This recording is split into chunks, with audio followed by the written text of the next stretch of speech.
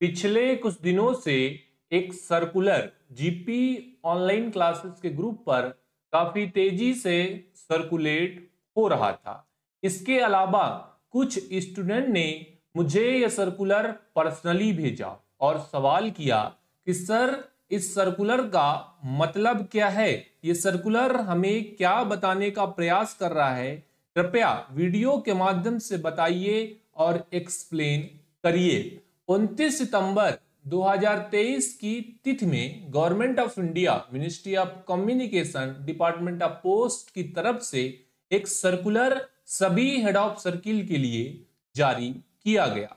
Circular संबंधित था unification of multitasking staff cadre department of post. Department of post में जो एमटीएस कैडर का पद है उसके एकीकरण से संबंधित एक सर्कुलर 29 सितंबर 2023 को जारी किया गया था। इस सर्कुलर के एक एक पॉइंट को हम इस वीडियो में समझने वाले हैं। अगर आपको एकीकरण से संबंधित बात अभी समझ में नहीं आई और वीडियो से आप जुड़ चुके हैं तो वीडियो को एक सेकंड के लिए भी स्किप नहीं करिएगा। इस सर्कुलर को पूरी तरीके से इस वीडियो में एक्सप्लेन करने वाला हूं।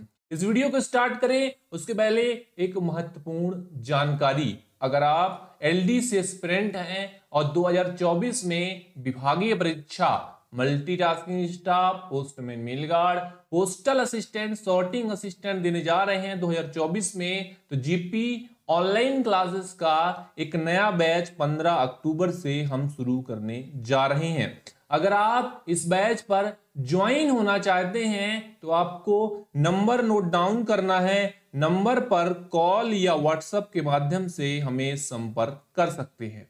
नंबर है 7610685690 पर। इस नंबर पर पूरी जानकारी आप क्लास से संबंधित ले सकते हैं। चलिए बिना टाइम वेस्ट किए हुए मुद्दे पर आते हैं और जो पॉइंट हमने यूनिफिकेशन संबंधित बताया उसको हम क्लियर करते हैं। ध्यान रखिएगा, कंपेटेंट अथॉरिटी ने यह अप्रूव कर दिया है कि डिपार्टमेंट ऑफ पोस्ट में जो एमटीएस के पद होते हैं, चाहे सब ऑर्डिनेट ऑफिस में एमटीएस के पद हों, एडमिनिस्ट्रेटिव ऑफिस में एमटीएस के पद हों, पोस्टल अकाउंट ऑफिस में एमटीएस के पद हों या फिर एमएमएस में एमटीएस के पद हों, आरएलओ में हो, जहां भी वेरेवर जहां भी एमटीएस के पोस्ट एग्जिस्ट कर रहे हैं सभी पोस्टों को अभी एक कर दिया जाएगा। इससे क्या फायदा होगा, ये क्यों हुआ? एमटीएस भर्ती नियम 2023 आ चुका है। आपको अभी वो वीडियो नहीं मिला, इसके डिस्क्रिप्शन में डाल दूंगा, वो वीडियो जरूर देख लेना। क्योंकि जब से एमटीएस भर्ती नियम 2023 आया है इसकी आशंका जताई जा रही थी कि इस प्रकार के यूनिफिकेशन हो सकते हैं। और इसके अलावा अभी भी उस वीडियो में मैंने ये नहीं बताया कि भाई साहब जो भर्ती नियम एमटीएस 2023 आया है उस पर मैंने ये नहीं बताया कि मेरिट सर्किल से बनेगा या फिर डिवीजन से बनेगा। अगर उससे संबंधित वीडियो चाहिए, मतलब अगर आपको जानना है कि मेरिट सर्किल से बनेगा एमटीएस पोस्टमैन का या फिर डिवीजन से बनेगा, तो कमेंट बॉक्स नीचे भर भर कर डाल दीजिएगा। अगला वीडियो वही होने वाला है। और ये जो प्रक्रिया हो रही है केवल एमटीएस भर्ती नियम 2023 के कारण ही पॉसिबल हो पा रही है। चलिए मुद्दे पर आते हैं। पॉइंट नंबर 1 को क्लियर करते हैं। पहला पॉइंट आपको क्या बताने का प्रयास कर रहा है, समझिएगा। There will be single cadre multitasking staff, subordinate office, postal division हो सकता है, आरएमएस डिवीजन हो सकता है, एमएमएस हो सकता है, एडमिनिस्ट्रेटिव ऑफिस हो सकता है, आरएलओ हो सकता है, डायरेक्टर ऑफ पोस्टल अकाउंट हो सकता है। मतलब जहां भी डिपार्टमेंट ऑफ पोस्ट में जहां पर भी एमटीएस का पद होगा सभी को अभी एकीकरण कर दिया जाएगा। आपको जब एग्जाम देना पड़ेगा तो ऑर्डर ऑफ प्रेफरेंस में ये डालना पड़ेगा कि भाई साहब प्रशासनिक कार्यालय लेना है आपको, इसके अलावा आरएमएस डिवीजन लेना है, पोस्टल डिवीजन लेना है, पोस्टल अकाउंट ऑफिस लेना है, सिविल का ऑफिस लेना है, इलेक्ट्रिकल का ऑफिस लेना है, जो भी ऑफिस लेना है वहां पर आपको मेंशन करना पड़ेगा। मतलब सभी पोस्टों को अभी एक कर दिया गया है। अलग से किसी भी जगह के लिए अभी वैकेंसी तय नहीं की जाएगी। मैंने आपको बताया कि भाई साहब सबऑर्डिनेट ऑफिस में एमटीएस का पोस्ट है, एडमिनिस्ट्रेटिव ऑफिस में एमटीएस का पोस्ट है, आरएलओ में एमटीएस का पोस्ट है, डायरेक्टर ऑफ पोस्टल अकाउंट में एमटीएस का पोस्ट है। सभी एमटीएस के पोस्ट को, जहां पर भी एमटीएस का पोस्ट डिपार्टमेंट ऑफ पोस्ट में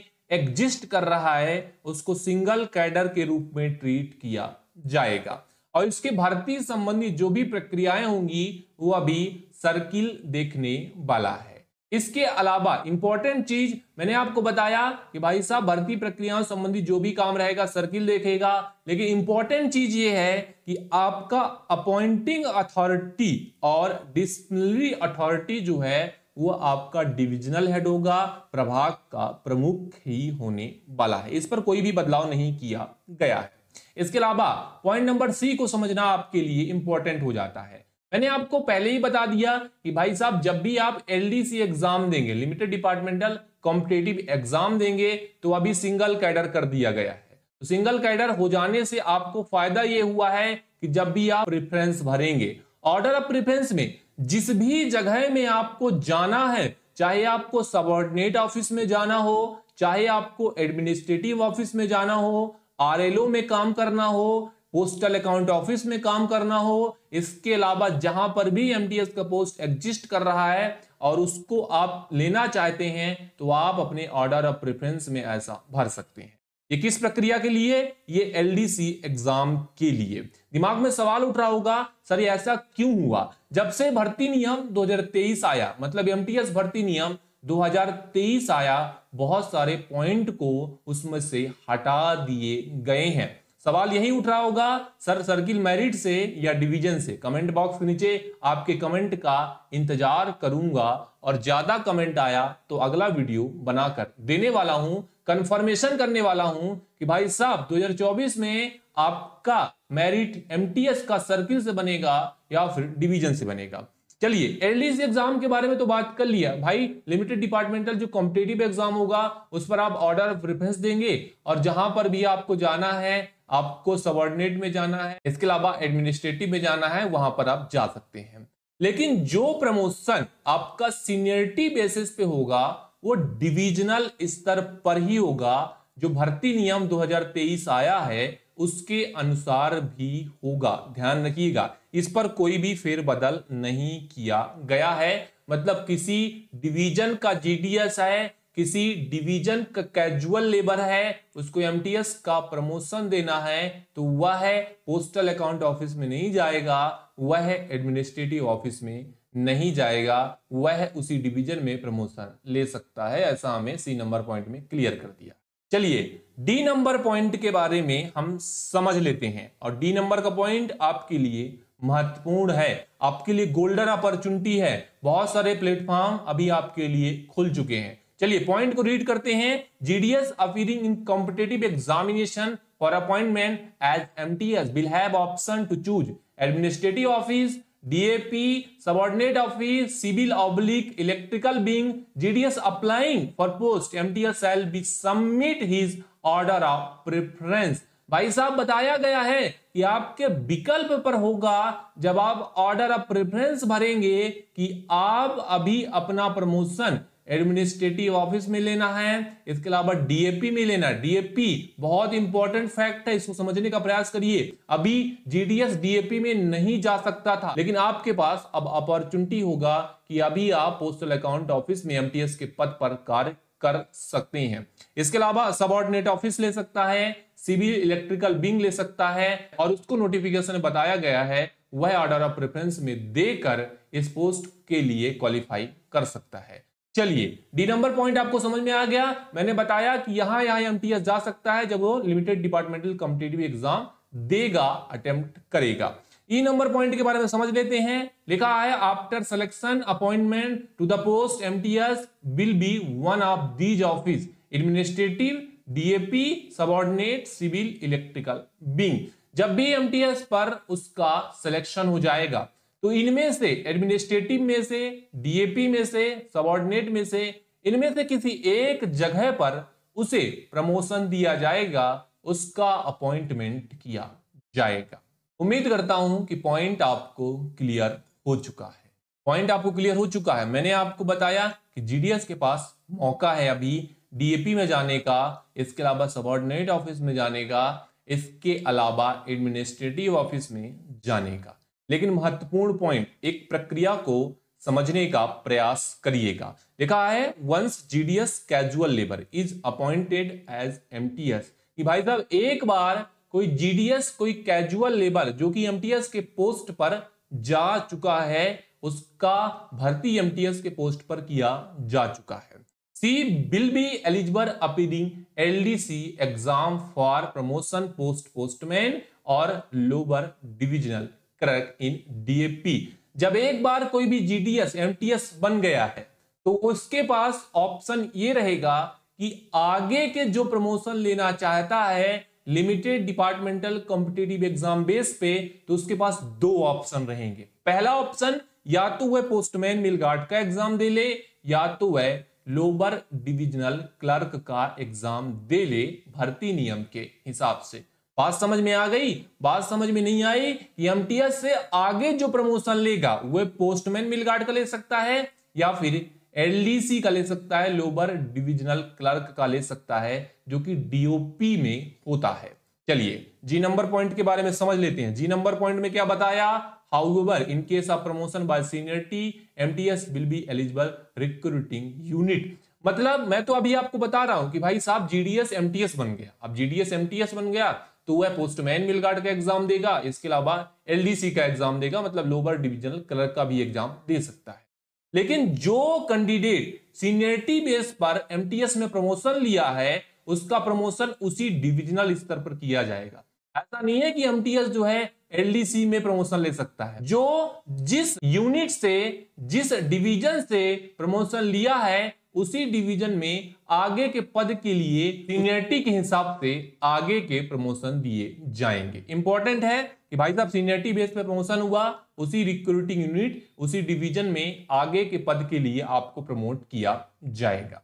इंपॉर्टेंट पॉइंट था, इसको समझने का प्रयास करिएगा। चलिए सबसे इंपॉर्टेंट पॉइंट एच नंबर का पॉइंट है, इसको समझना आपको बहुत जरूरी हो जाता है। मैंने आपको बताया कि भाई साहब जीडीएस अभी एमटीएस का एग्जाम देके कहीं भी जा सकता है जहां पर भी एमटीएस का पोस्ट एग्जिस्ट कर रहा है। इसके अलावा जब एक बार एमटीएस बन जाएगा तो पोस्ट में मिल गार्ड का एग्जाम दे सकता है और एलडीसी का एग्जाम दे सकता है। लेकिन उसके बाद जो भी प्रमोशन होंगे, जब एलडीसी के बाद एक बार प्रमोशन होगा, इसके बाद पोस्टमैन मिल गार्ड के बाद जो प्रमोशन होगा, उसके लिए भी आपको एच नंबर पॉइंट को समझना जरूरी हो जाता है।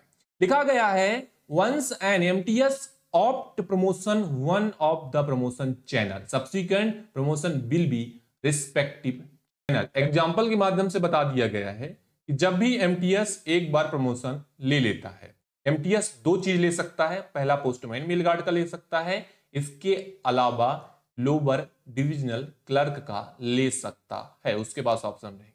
यदि एमटीएस ने पोस्टमैन मिल गार्ड का प्रमोशन ले लिया तो आगे के जो भी उसके प्रमोशन रहेंगे, अब उसके बाद पोस्टमैन बनने के बाद वह पोस्टल अकाउंट ऑफिस में नहीं जा सकता, पोस्टल अकाउंट ऑफिस के लिमिटेड डिपार्टमेंटल कॉम्पिटिटिव एग्जाम नहीं दे सकता। Example, if an MTS after promotion join as postman he she will be eligible promotion to postal assistant, sorting assistant only, not in the cadre of DAP। वही example के माध्यम से बताया MTS after promotion lower division clerk of DAP subsequent promotion post where LDC is feeder cadre. मतलब एक बार आपने LDC exam पास कर लिया तो आप एलडीसी से उसी पोस्टल अकाउंट ऑफिस में ही एग्जाम दे सकते हैं। एक बार एमटीएस से पोस्टमैन बन गए तो फिर आप उसी चैनल में, मतलब पोस्टल असिस्टेंट, सॉर्टिंग असिस्टेंट का एग्जाम देंगे। आप पोस्टमैन से पोस्टल अकाउंट ऑफिस में नहीं जा सकते हैं। ऐसा हमें पॉइंट में क्लियर कर दिया। चलिए उम्मीद करता हूं कि जो पॉइंट मैंने आपको एमटीएस यूनिफिकेशन संबंधित बताए हैं वो सभी पॉइंट आपको क्लियर हो चुके हैं। अगर आपको ये पॉइंट अभी तक समझ में नहीं आए तो इन सभी पॉइंट को मैं समराइज करके आपको बताने का प्रयास कर रहा हूं, शॉर्ट में समझने का प्रयास करिएगा। मतलब इस सर्कुलर को विद इन 1 मिनट में आपको समराइज करके बता रहा हूं। मैंने आपको बताया कि जहां पर भी एमटीएस का पोस्ट एग्जिस्ट कर रहा है, चाहे वो एडमिनिस्ट्रेटिव ऑफिस हो, सबऑर्डिनेट ऑफिस हो, पोस्टल अकाउंट ऑफिस हो, या इसके अलावा आरएलओ में एमटीएस का पोस्ट हो, मतलब डिपार्टमेंट ऑफ पोस्ट में जहां पर भी एमटीएस का पोस्ट है सभी को एकीकरण कर दिया गया है, एक कर दिया गया है। इससे फायदा किसको होगा? इससे फायदा ये होगा कि जो भी GDS candidate limited departmental competitive exam देके प्रमोशन लेना चाहता है तो उसके पास ऑप्शन रहेगा कि वह अपने ऑर्डर ऑफ प्रेफरेंस में या तो एडमिनिस्ट्रेटिव ऑफिस दे दे या तो पोस्टल अकाउंट ऑफिस दे दे और परीक्षा देके इन सभी ऑफिस में वह काम कर सकता है। लेकिन जो प्रमोशन सीनियरिटी बेस पे होगा वह इन सभी जगहों पर ऑप्शन नहीं दे सकता। जिस भी डिवीजन में वह जीडीएस के तौर पर कार्यरत होगा केवल उसी डिवीजन में वह प्रमोशन ले सकता है। ये केस कब मैं बता रहा हूं? ये केस बता रहा हूं जब कोई जीडीएस सीनियरिटी बेस पे भर्ती नियम के हिसाब से प्रमोशन लेता है। तो चलिए सवाल मैंने क्लियर कर दिया है कि भाई साहब एलडीसी एग्जाम के बेस पे जाओगे तो कहीं भी जा सकते हो या इसके अलावा सीनियरिटी बेस पे जाओगे तो उसी डिवीजन में जा सकते हो। लेकिन एक इंपॉर्टेंट चीज जो आपको समझना पड़ेगा कि जब एक बार आप एमटीएस बन जाते हैं, आपने एक बार एमटीएस में प्रमोशन ले लिया, तो इंपॉर्टेंट पॉइंट ये रहेगा कि जब आप आगे के प्रमोशन लेंगे तो आपके पास दो ऑप्शन है। पहला, या तो आप पोस्टमैन मेल गार्ड बन जाओ, दूसरा या तो आप एलडीसी बन जाओ। यहां पर आपके पास दो ऑप्शन है, यहां पर आपके पास दो ऑप्शन है, दोनों में से किसी एक का आपको चयन करना पड़ता है। और जब आपने एक बार एक पोस्ट को चयन कर लिया, जैसे किसी भी एमटीएस ने पोस्टमैन मेल गार्ड का चयन कर लिया, तो आगे के जो भी प्रमोशन रहेंगे वो केवल उसी चैनल के हिसाब से चलेंगे। मतलब पोस्टमैन केवल पोस्टल असिस्टेंट, सॉर्टिंग असिस्टेंट का एग्जाम दे पाएगा। एक बार आपने एलडीसी चूज कर लिया तो एलडीसी आगे के जो भी प्रमोशन रहेंगे जूनियर अकाउंटेंट के, उसको पोस्टल अकाउंट ऑफिस में परीक्षा देके आगे के प्रमोशन ले सकता है। ऐसा संभव नहीं होगा कि जो भी एमटीएस है एलडीसी बन जाए, लोअर डिवीजन क्लर्क बन जाए और लोअर डिवीजन क्लर्क के वह पोस्टल असिस्टेंट का एग्जाम दे पाए। ऐसा बिल्कुल भी पॉसिबल नहीं होगा। चलिए उम्मीद करता हूं जो समराइज करके पॉइंट मैंने आपको बताए हैं वो सभी पॉइंट क्लियर हो चुके हैं।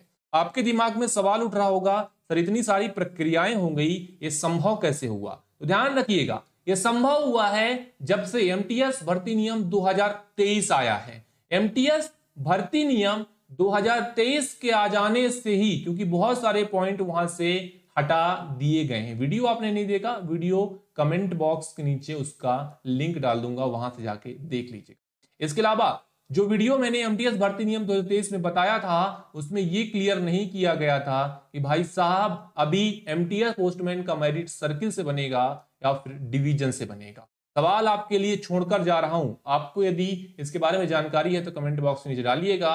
और अगर जानकारी नहीं है, वीडियो चाहिए सर्किल से बनेगा मेरिट या फिर डिवीजन से बनेगा, तो कमेंट बॉक्स में इतने कमेंट करो कि मैं मजबूर हो जाऊं वीडियो बनाने के लिए। उम्मीद करता हूं दी गई जानकारी आपको समझ में आ चुकी है। अगर वीडियो पसंद आया है तो वीडियो को एक लाइक जरूर कर दीजिएगा। चैनल पर पहली बार विजिट कर रहे हैं, चैनल को सब्सक्राइब कर लीजिएगा। अगर आप एलडीसी एस्पिरेंट हैं, विभागीय परीक्षा के एस्पिरेंट हैं, तैयारी कर रहे हैं, तो ये चैनल आपको आगे के प्रमोशन करने में मदद करेगा। चलिए जुड़ने के लिए सभी का धन्यवाद। पढ़ते रहिए, आगे बढ़ते रहिए, जीपी क्लासेस का नाम करिए।